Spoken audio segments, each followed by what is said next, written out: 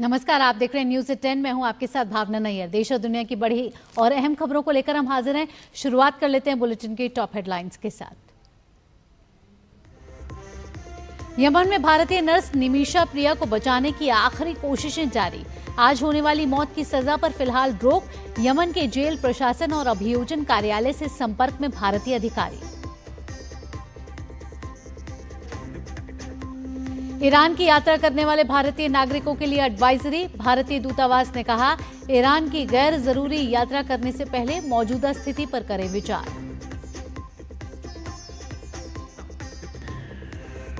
बांग्लादेश में सत्यजीत रे का पैतृक घर गिराए जाने पर भारत सरकार ने जताई गहरी चिंता। संपत्ति के संरक्षण के लिए सहयोग की पेशकश। कहा, घर के संरक्षण और पुनर्निर्माण पर विचार करे सरकार। उत्तर प्रदेश में भारी से बहुत भारी बारिश का अलर्ट। पहाड़ों पर भी अभी बारिश से राहत नहीं। मध्य प्रदेश के ग्वालियर में खोले गए तिघरा डैम के गेट। अलर्ट पर निचले इलाके। और सबसे उम्रदराज मैराथन धावक फौजा सिंह को रौंद कर भागने वाला एनआरआई गिरफ्तार। जालंधर में आरोपी अमृतपाल सिंह ढिल्लों की फॉर्च्यूनर भी जब्त।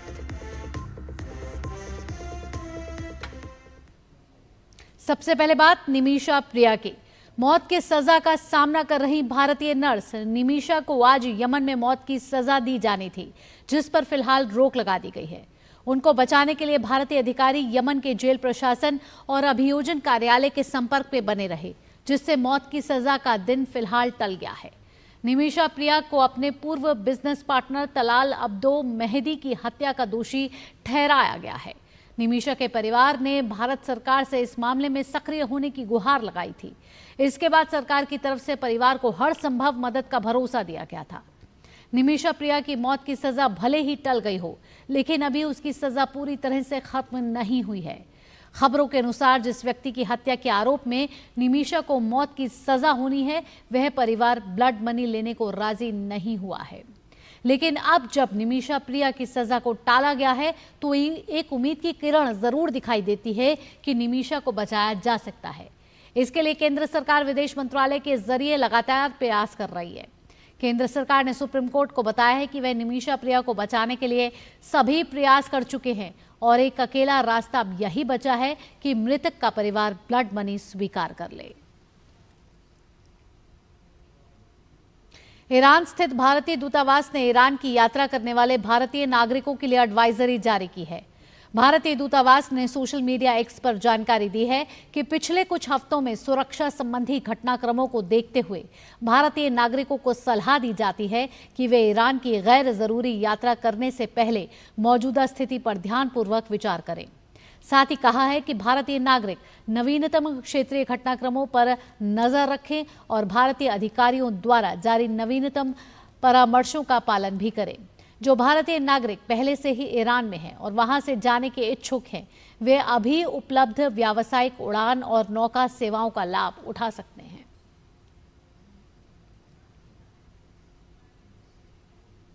भारतीय फिल्म जगत के दिग्गज और विश्व प्रसिद्ध साहित्यकार सत्यजीत रे की पैतृक संपत्ति को लेकर भारत सरकार ने गहरी चिंता व्यक्त की है और इसे संरक्षित करने के लिए बांग्लादेश सरकार के साथ सहयोग की इच्छा जताई है। सत्यजीत रे की ये पैतृक संपत्ति बांग्लादेश के मेमनसिंह शहर में है। यह संपत्ति सत्यजीत रे के प्रतिष्ठित दादा उपेंद्र किशोर राय चौधरी से जुड़ी रही है, जो खुद एक महान साहित्यकार और संदेश पत्रिका के संस्थापक थे। वर्तमान में यह भवन बांग्लादेश सरकार के स्वामित्व में है, लेकिन इसकी हालत बहुत खराब है और इसके ध्वस्तीकरण की प्रक्रिया शुरू की जा चुकी है। भारत सरकार ने इस पर गंभीर खेद व्यक्त करते हुए कहा है कि ये भवन न केवल ऐतिहासिक महत्व का है, बल्कि बांग्ला सांस्कृतिक पुनर्जागरण का प्रतीक भी रहा है। ऐसे में इसे ध्वस्त करने के बजाय इसके संरक्षण, मरम्मत और पुनर्निर्माण पर विचार किया जाना चाहिए। भारत सरकार ने प्रस्ताव दिया है कि इस धरोहर को एक साहित्यिक संग्रहालय के रूप में विकसित किया जा सकता है, जो भारत और बांग्लादेश की साझा संस्कृति का प्रतीक बने। इस उद्देश्य के लिए भारत ने हर संभव सहयोग देने की भी पेशकश की है। संयुक्त राष्ट्र शांति सैनिकों के खिलाफ अपराधों पर यूएन में ग्रुप ऑफ फ्रेंड्स की एक उच्च स्तरीय बैठक हुई है।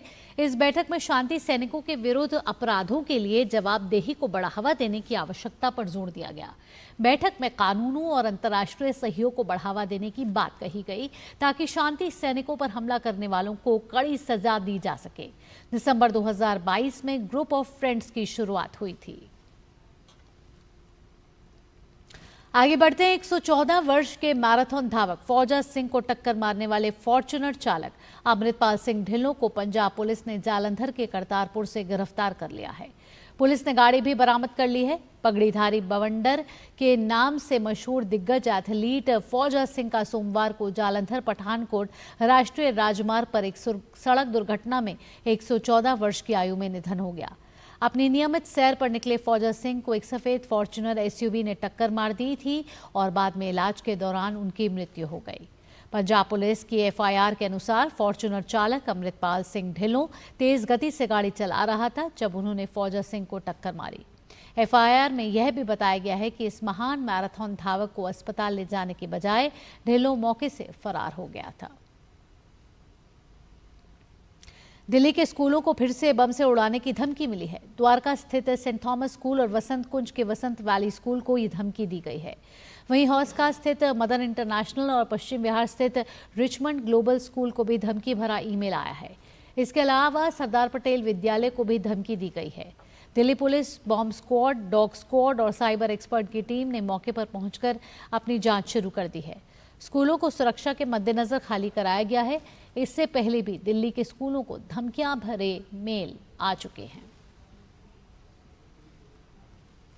कोलकाता के आरजीकर मेडिकल कॉलेज में रेप और मर्डर केस में आज कलकत्ता हाईकोर्ट में सुनवाई होनी है।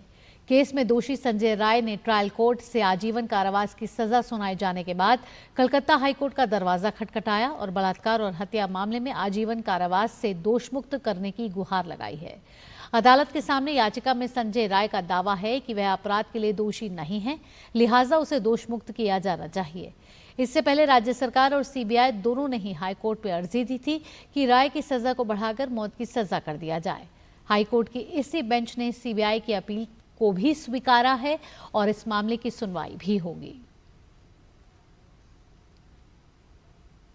आइए अब बात कर लेते हैं बिहार में चल रहे एसआईआर की। बिहार में आगामी मतदाता सूची के लिए चल रहे एसआईआर अभियान में अब तक 86.32% मतदाताओं ने प्रपत्र जमा कर दिए हैं। शेष मतदाताओं से बीएलओ द्वारा व्यक्तिगत रूप से संपर्क किया जाएगा। ये सुनिश्चित करने में कोई कोर कसर नहीं छोड़ी जा रही कि सभी पात्र मतदाता मसौदा मतदाता सूची में शामिल हों। बिहार में चल रहे विशेष गहन पुनरीक्षण में शेष मतदाताओं के भरे हुए गणना प्रपत्र एकत्रित करने के लिए लगभग 1 लाख बीएलओ द्वारा घरों का दौरा जल्द ही शुरू होगा। बीएलओ उन घरों का फिर से दौरा करेंगे जहां मतदाता पिछले दौरों में अस्थायी रूप से अनुपस्थित रहे थे। बिहार में चल रहे विशेष गहन पुनरीक्षण से भरे हुए गणना प्रपत्र जमा करने की अंतिम तिथि में 10 दिन और शेष हैं। पहले अपने भरे हुए ईएफ जमा करने के लिए शेष हैं। ईसीआई नेट के माध्यम से मतदाता अपने ईएफ ऑनलाइन भी भर सकते हैं और जहां भी लागू हो 2003 ईआर में अपना नाम भी खोज सकते हैं। मतदाता ईसीआई नेट ऐप का उपयोग करके अपने बीएलओ सहित अपने चुनाव अधिकारियों से भी जुड़ सकते हैं। ईसीआई नेट पर फॉर्म अपलोड करने की संख्या में और तेजी आई है और आज शाम 6 बजे तक इस प्लेटफॉर्म पर 6.2 करोड़ से अधिक गणना फॉर्म अपलोड किए जा चुके हैं।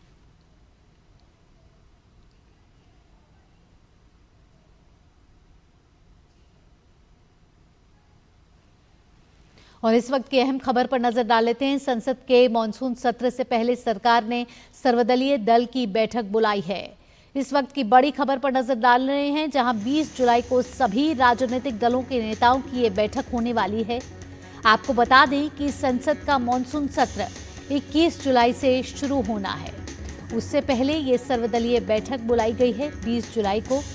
21 जुलाई से शुरू होगा संसद का मॉनसून सत्र, जहां इस बार कई अहम विधेयक पेश, विचार होने और पास होने के लिए रखे जाएंगे। आपको बता दें, सरकार ने 20 जुलाई को बुलाई है सर्वदलीय बैठक, जहां सभी का पक्ष सुना जाएगा और साथ ही साथ एक अहम बैठक होगी मॉनसून सत्र से पहले। और इस समय हमारे साथ शैलेंद्र हमारे संवाददाता जुड़ गए हैं। शैलेंद्र, इस वक्त की बड़ी खबर यही कि 21 जुलाई से शुरू होने वाला है मॉनसून सत्र। उससे पहले ये सर्वदलीय बैठक बुलाई है। क्या क्या मुद्दे लग रहे हैं इस बारी जो मॉनसून सत्र में चर्चा के लिए, या फिर वो विधेयक जो पेश और पारित होने के लिए रखे जा सकते हैं? देखिए, सरकार की तरफ से ये बैठक बुलाई जाती है जिसमें सभी दलों के जो सदन के नेता हैं उनको आमंत्रित किया जाता है और उसमें विधायी एजेंडे को सामने रखा जाता है जो विधायी कामकाज सरकार सत्र के दौरान संसद के पटल पर रखना चाहती है। और साथ ही साथ जो विपक्ष के जो नेता हैं, अलग अलग दलों के जो सदन के नेता हैं, वो जिन महत्वपूर्ण मुद्दों पर सदन में चर्चा चाहते हैं, बहस चाहते हैं, उनका जिक्र करते हैं और एक आम सहमति बनाने की कोशिश होती है कि जब सत्र की शुरुआत हो तो हंगामा न हो और विभिन्न मुद्दों पर जो एक सहमति बन जाती है उस पर चर्चा हो। और हम जानते हैं कि जब सत्र शुरू होता है तो बीएससी की बैठक होती है, बिजनेस एडवाइजरी कमेटी, लोकसभा अध्यक्ष से बुलाते हैं, उसमें उस सप्ताह के कामकाज को लेकर एक सहमति बनती है। तो उससे पहले की एक कवायद है जब सरकार की तरफ से यह बैठक बुलाई जाती है। तो ये महत्वपूर्ण बैठक है जिसमें सभी प्रमुख दलों के जो नेता हैं, सत्ता पक्ष के तरफ से महत्वपूर्ण नेता और विपक्ष की तरफ से महत्वपूर्ण नेता शामिल होते हैं। एक व्यापक विचार विमर्श होता है। कोशिश ये होती है कि जब सदन चले तो हंगामा कम से कम हो। जिन भी मुद्दों पर विपक्ष चर्चा चाहता है उस पर किस नियम के तहत चर्चा हो, इसकी एक सहमति बनाई जाए। और साथ ही साथ सरकार औपचारिक तौर पर विधायी एजेंडे को सामने रखती है कि किस किस विधेयक के साथ वो सत्र में आगे बढ़ना चाहती है, उस सत्र के दौरान पारित कराना चाहती है। विपक्ष की क्या रणनीति लग रही है इस बार मॉनसून सत्र में, शैलेंद्र? ये देखिए, हर सत्र में विपक्ष की एक कोशिश होती है कि उस वक्त के जो मुद्दे हो जो काफ़ी चर्चा में हो उसे सरकार के समक्ष उठाने की कोशिश करें, दोनों सदनों में सरकार को घेरने की कोशिश करें। इस वक्त आप देखिए कि जो वोटर पुनरीक्षण का मुद्दा है बिहार में वो काफ़ी चर्चा में है और इसके साथ ही साथ तमाम अन्य मुद्दे हैं जो हमने देखा है कि विपक्ष की तरफ से उठाए जा रहे हैं। और एक ऐसा मुद्दा है जो हम देखते हैं कि जिस पर विपक्ष सरकार को घेरने की कई बार कोशिश करता रहता है, महंगाई का मुद्दा। लेकिन हमने देखा है कि जो अभी 2 दिन पहले थोक मूल्य सूचकांक आया है, जो महंगाई की दर वो काफ़ी कम हो गई है। तो जो एनडीए सरकार का, प्रधानमंत्री नरेंद्र मोदी की अगुवाई में जो एनडीए सरकार है उसका जो ट्रैक रिकॉर्ड रहा है महंगाई को लेकर, महंगाई पर काबू करने को लेकर, वो बहुत शानदार रहा है। अगर उसकी तुलना हम यूपीए के समय से करें तो महंगाई पर बहुत बेहतर तरीके से काबू मौजूदा सरकार ने पाया है बीते एक दशकों में। तो वो एक ऐसा मुद्दा है जो अब ऐसा लगता है कि विपक्ष उस पर ज़्यादा चर्चा नहीं करेगा या फिर सरकार को घेरने की कोशिश नहीं करेगा, क्योंकि जो पिछले आंकड़े हैं, 2 आंकड़े अगर आप देखें जो समय समय पर आते हैं, वो ये बताते हैं कि बहुत अच्छे तरीके से महंगाई पर काबू पाया गया। जो आरबीआई ने कदम उठाए और जो सरकार की तरफ से कदम उठाए गए आपूर्ति को बेहतर करने के लिए। सरकार इस बार कितने नए विधेयक लाने की योजना बना रही है और इसके साथ साथ जो पहले के लंबित बिल हैं लोकसभा और राज्यसभा में, उनके क्या नंबर्स हैं, शैलेंद्र? देखिए, अभी इस बात की कोई आधिकारिक जानकारी नहीं दी गई है। कहा जा रहा है कि 8 नए विधेयक कम से कम इस सत्र में सरकार लाएगी और जो लंबित विधेयक है उनको भी इस सत्र में रखा जाएगा। देखिए, मानसून सत्र में एक मौका होता है क्योंकि जो संसद का जो बजट सत्र होता है जिसमें जो 2 चरण होते हैं उसमें सबसे ज़्यादा फोकस होता है बजट को पारित कराने का और तमाम जो अनुदान मांगे हैं उस पर चर्चा होकर उसे पारित कराया जाता है। उसके बाद जब समय बचता है तब हम देखते हैं कि नए विधेयक पेश होते हैं या फिर कुछ विधेयक पारित कराए जाते हैं। लेकिन मानसून सत्र में विधायी कामकाज को लेकर कई बार काफ़ी प्रगति देखने को मिलती है। तो निश्चित तौर पर उम्मीद यही है कि करीब 2 दर्जन विधेयक यानी 20 से ज़्यादा विधेयक एजेंडे में होंगे, जिसमें नए विधेयक भी होंगे और जो लंबित विधेयक हैं या किसी एक सदन से पारित हो चुके हैं उन विधेयकों को भी सरकार चाहेगी कि इसी मानसून सत्र में उसे पारित कराया जाए। क्योंकि इसके बाद फिर देखें तो शीतकालीन सत्र आता है तो काफ़ी समय हो जाएगा। हम जानते हैं कि एक देश एक चुनाव को लेकर एक जेपीसी बनी है जो लगातार जिसकी बैठकें हो रही हैं, लेकिन अभी इस सत्र में कम गुंजाइश दिखती है क्योंकि भी सभी राज्यों में वो समिति जाएगी, स्टेक होल्डर से बात करेगी। हमने देखा था कि 2 पूर्व जो मुख्य न्यायाधीश हैं उनको अभी बीते हफ्ते ही बुलाया गया था और तमाम चर्चा कुछ राज्यों में जाकर भी इस बैठक हुई है। तो इस बात की उम्मीद बहुत कम है। हालांकि मैंने जब बातचीत की थी जेपीसी के चेयरमैन पीपी चौधरी से तो उन्होंने टाइमलाइन बताने से मना कर दिया था कि कब जेपीसी की रिपोर्ट आएगी एक देश और एक चुनाव पर। लेकिन वो एक ऐसा विधेयक है जो संसद के पटल पे पेश होने के बाद जेपीसी को भेजा गया था। लगातार जेपीसी उस पर विचार कर रही है, तो उसको लेकर सभी की निगाहें होंगी। लेकिन इस बात की संभावना कम ही दिखती है कि इस सत्र में ही उसको रिपोर्ट सामने आ जाएगी, क्योंकि काफ़ी विस्तृत विचार विमर्श किए जाने की बात कही जा रही है। हम जानते हैं कि उस पर रामनाथ कोविंद कमेटी की एक रिपोर्ट आई थी जो राष्ट्रपति को सौंपी गई थी। फिर उस रिपोर्ट पर आधार बनाकर कैबिनेट ने इसको बिल को मंजूरी दी थी, बिल को लोकसभा में पेश किया गया था, और उसके बाद जब विपक्ष ने आग्रह किया कि इसे जेपीसी को भेजा जाना चाहिए, तब जेपीसी का गठन हुआ। तो ये इस तरह से भी तमाम महत्वपूर्ण विधेयक है जिन पर सभी की निगाहें होंगी। इसके अलावा भी कई विधेयक हैं जिन पर सबकी निगाह है, लेकिन जो मुझे जानकारी है कि उसमें सबसे पहले सरकार की प्राथमिकता जिन विधेयकों को एक सदन से पारित करा चुकी है उनको पर आगे बढ़ने की होगी। पिछली बार हमने देखा था कि सहकारी क्षेत्र को लेकर बहुत महत्वपूर्ण विधेयक त्रिभुवन सरकारी विश्वविद्यालय गठन गुजरात में, उससे जुड़ा एक विधेयक पारित किया गया था। इसके साथ ही साथ कई अन्य विधेयक भी पारित किए गए थे। तो निश्चित तौर पर यह उम्मीद है कि इस सत्र में भी विधायी कामकाज में काफी प्रगति होगी। बहुत बहुत धन्यवाद शैलेंद्र, इतनी तमाम जानकारी हमारे दर्शकों तक साझा करने के लिए। न्यूज़ 10 में वक्त तो चला एक छोटे से ब्रेक का। ब्रेक के बाद भी खबरों के सिलसिले को यूं ही जारी रखेंगे। पता है, I was a bright student, कुछ करना चाहती थी, कुछ बनना चाहती थी। आप अपना खुद का स्टार्ट कीजिए ना, खुद का बिजनेस। पर उसमें पैसे तो बहुत लगेंगे ना। Zero investment. Zero investment? हाँ, आई एम डूइंग इट। मैं एक principal madam, she is my client. मैं LIC एजेंट हूँ। LIC एजेंट बनो। अब बड़ा सोचो, हमारी वेबसाइट पर जाएं या अपनी नजदीकी LIC शाखा से संपर्क करें। मेरी पसंद, मेरी पसंद, मेरी पसंद, मेरी पसंद, हमारी पसंद, हम सबकी पसंद। मजबूत देश का मजबूत सरिया हो गया स्टील। ब्रेक के बाद आपका स्वागत है। आइए आगे बढ़ते हैं। उत्तर प्रदेश के मेरठ जिले के सभी स्कूल और कॉलेज सावन महीने की शिवरात्रि और कांवड़ियों की आवाजाही को देखते हुए आज से 23 जुलाई तक बंद रहेंगे। जिला मजिस्ट्रेट कार्यालय से यह आदेश जारी हुआ है। यह आदेश जिले के CBSE, ICSE के संबद्ध शिक्षण संस्थानों और मदरसा बोर्ड के अंतर्गत संचालित विद्यालयों के लिए है।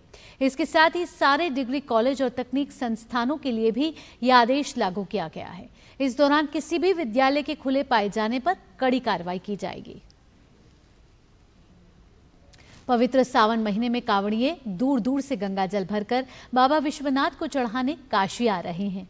वाराणसी स्वास्थ्य विभाग ने पंडित दीनदयाल उपाध्याय हॉस्पिटल में कांवड़िया वार्ड स्थापित किया है, जो पूरी तरह से वातानुकूलित है और यहां सभी प्रकार की जांच और दवाइयां निःशुल्क हैं। सावन का विशेष महत्व है काशी में, और पूरी योगी सरकार लगी हुई है सावन में पूरे प्रदेश में कांवड़ियों को, श्रद्धालुओं को व्यवस्था देने में। ऐसे में काशी का ही एक बहुत ही प्रसिद्ध हॉस्पिटल है दीनदयाल उपाध्याय हॉस्पिटल, जिसके CMS हैं ब्रजेश कुमार जी, डॉक्टर ब्रजेश कुमार जी। इन्होंने व्यवस्था की है कांवड़ियों के लिए वार्ड की। डॉक्टर साहब, पहले तो आपके दिमाग में यह विचार कैसे आया और उस वार्ड में क्या क्या सुविधाएं हैं कांवड़ियों के लिए? जी, पहले तो मैं आपके चैनल को बहुत बहुत धन्यवाद देना चाहूँगा कि आप लोगों ने हमको ये अवसर दिया है कि हम अपनी जनता और आपसे सबसे मीडिया के माध्यम से रूबरू हो सकें। मैं इसमें जो हमारे जो दिशा निर्देश प्राप्त हैं ऊपर से शासन से, हमारे महानिदेशालय से, उसमें यह है कि जो हमारे जो भाई हैं कांवड़िया वाले, जो हमारे जो अपने नागरिक हैं, जो श्रद्धालु हैं, उनकी जो वो लोग जाते हैं तो उनको कोई चिकित्सा की दृष्टि से कोई दिक्कत न हो, उस पॉइंट ऑफ व्यू से एक मन में श्रद्धा होती है, बहुत ही मन और श्रद्धा की बात है। तो इसलिए उनको सुविधा देने के लिए और अपने से जो हमारे जो उच्चाधिकारियों के निर्देश प्राप्त हैं, उसके क्रम में हम लोगों ने यहाँ पर 10 बेड का एक कांवड़िया वार्ड जो है वो हमने यहाँ पे स्थापित किया और क्रियाशील किया है, जिसमें कि हमारे 10 बेड हैं जो कि सब पूरे मॉनिटर युक्त हैं और सभी जो संसाधन और मानव जो हमारी मैन पावर है उससे इक्विप्ड हैं भी हैं, और सभी लगातार उसमें सबकी डॉक्टर्स की, पैरामेडिकल स्टाफ की, सिस्टर्स की ड्यूटी लगी हुई है। साथ ही साथ उसमें डिजिटल एक्सरे, CT स्कैन और हमारी जो पैथोलॉजिकल जांचें हैं ब्लड बैंक के साथ में, सब चीज़ उसमें 24 आवर्स बिल्कुल सतर्क रहते हुए, अलर्ट मोड में रहते हुए सभी लोग वहाँ पर हमारा जो है एक्टिवेटेड है। और उसमें सबको विशेष दिया गया है कि हमारे जो कांवड़िया के आए उनको विशेष ध्यान देते हुए उनको त्वरित उपचार, समुचित उपचार ये उनको मुहैया कराया जाए, इस उद्देश्य से ये किया गया है। डॉक्टर साहब, ये बताना जरूरी होगा कि जैसे सिटी स्कैन, एक्सरे, ये सब सुविधाएं क्या फ्री हैं? हाँ, ये जब जितनी भी सुविधाएं हैं उनको उपचार की, दवा की, उनको ब्लड बैंक की, सीटी स्कैन की, अल्ट्रासाउंड की, एक्सरे की, ये सभी सुविधाएं निःशुल्क हैं और पूरे मनोयोग से सबको समर्पण भावना से, सबकी सेवा की भावना से सब लोग कर रहे हैं और हम लोग पूरी तरीके से तत्पर हैं उनको सेवा देने के लिए। डॉक्टर साहब ने बताया कि किस तरह से जो सेवा का भाव है वो श्रद्धा से जब आ जाता है तो किस तरह से कांवड़िया वार्ड बना देते हैं ये लोग, और सारे मेडिकल स्टाफ लगे हुए हैं कि उस वार्ड में ज़्यादा से ज़्यादा सेवा कर सकें, सुविधा दे सकें कांवड़ियों को। कैमरा पर्सन मनीष सिंह के साथ doctor Harkesh Bahadur Singh Gautam, DD news, Varanasi. Delhi में दक्षिण पश्चिम जिला की ऑपरेशन सेल टीम ने पालम गांव इलाके से 5 अवैध बांग्लादेशी नागरिकों को हिरासत में लिया है। इनमें 3 पुरुष और 2 महिलाएं शामिल हैं। ये सभी 2017 से भारत में अवैध रूप से रह रहे थे। इनके पास से बांग्लादेशी पहचान पत्र बरामद किए गए हैं। उनके पास कोई भी वैध भारतीय दस्तावेज नहीं था। सभी औपचारिक प्रक्रियाएं पूरी करने के बाद FRRO दिल्ली की मदद से इन्हें देश से निर्वासित करने की प्रक्रिया शुरू कर दी गई है। पूछताछ में बांग्लादेशी नागरिकों ने बताया कि वे हरियाणा के रेवाड़ी जिले में ईंट भट्टों पर मजदूरी करते थे, लेकिन हाल ही में मालिक ने उन्हें काम से निकाल दिया, जिसके बाद वे काम की तलाश में दिल्ली पहुंचे थे।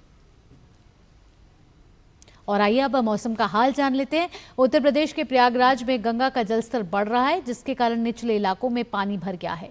घरों में नदी का पानी भरने से स्थानीय लोगों को काफी दिक्कतों का सामना करना पड़ रहा है।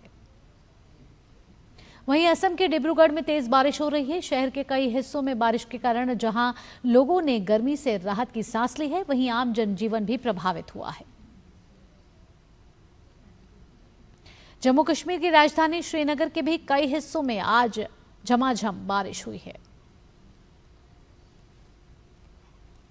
मध्य प्रदेश के ग्वालियर में नदी का जलस्तर बढ़ने से तिघरा बांध के 5 गेट खोल दिए गए हैं। जल स्तर 738 फीट से ऊपर पहुंच गया है, जबकि इसे 738 फीट पर बनाए रखने की चुनौती थी। लिहाजा तिघरा डैम के 5 गेट खोलने पड़े, लेकिन इसके साथ ही नीचे की ओर 12 गांव हैं जिन्हें सतर्क पर रखा गया है। हिमाचल में मौसम विभाग ने अगले कुछ दिनों तक भारी बारिश की चेतावनी जारी की है। मौसम विभाग के पूर्वानुमान के मुताबिक आज कई जिलों में भारी बारिश की संभावना है और इसके लिए येलो अलर्ट जारी किया गया है। 20 जून से 14 जुलाई तक राज्य में बादल फटने, बाढ़, भूस्खलन सहित अन्य कारणों से 105 लोगों को अपनी जान गंवानी पड़ी है। 184 लोग घायल हुए हैं और अभी भी 35 लोग लापता हैं। 44 लोगों की सड़क हादसे में मौत हुई है। मॉनसून सीजन में अब तक करीब 1235 कच्चे पक्के मकानों, दुकानों को क्षति पहुंची है। 798 गौशालाएं भी क्षतिग्रस्त हुई हैं और साथ ही 953 पालतू पशुओं की मौत हुई है। नुकसान का कुल आंकड़ा 786 करोड़ रुपए पहुंच चुका है। श्रीलंका से भारत आए एक प्रतिनिधिमंडल ने विदेश सचिव विक्रम मिस्री से मुलाकात की। इस प्रतिनिधिमंडल में श्रीलंका के 14 राजनीतिक दलों के 24 युवा नेता शामिल हैं। इस दौरान विदेश सचिव ने भारत श्रीलंका द्विपक्षीय संबंधों से जुड़े मुद्दों पर बात की और दोनों देशों की साझेदारी को और मजबूत बनाने में उनकी महत्वपूर्ण भूमिका पर जोर दिया। ये प्रतिनिधिमंडल भारत की 2 हफ्ते की यात्रा पर है। और आइए अब खेल से जुड़ी खबरों का रुख कर लेते हैं। भारत और इंग्लैंड की महिला क्रिकेट टीमों के बीच वनडे सीरीज आज से शुरू होगी। सीरीज का पहला मैच साउथहैम्पटन में खेला जाएगा। T20 सीरीज में ऐतिहासिक जीत दर्ज करने के बाद भारतीय टीम की नजर अब वनडे सीरीज जीतने पर होगी। इससे पहले खेली गई 5 मैचों की T20 सीरीज को भारतीय टीम ने 3-2 से अपने नाम किया था। और इसी के साथ न्यूज़ 10 में फिलहाल इतना ही। देश और दुनिया की बाकी खबरों के लिए आप जुड़े रहिए DD न्यूज़ के साथ। अगला कार्यक्रम आप देखेंगे न्यूज़ पंच, मेरी सहयोगी कृतिका के साथ। फिलहाल के लिए मुझे दीजिए अनुमति। नमस्कार।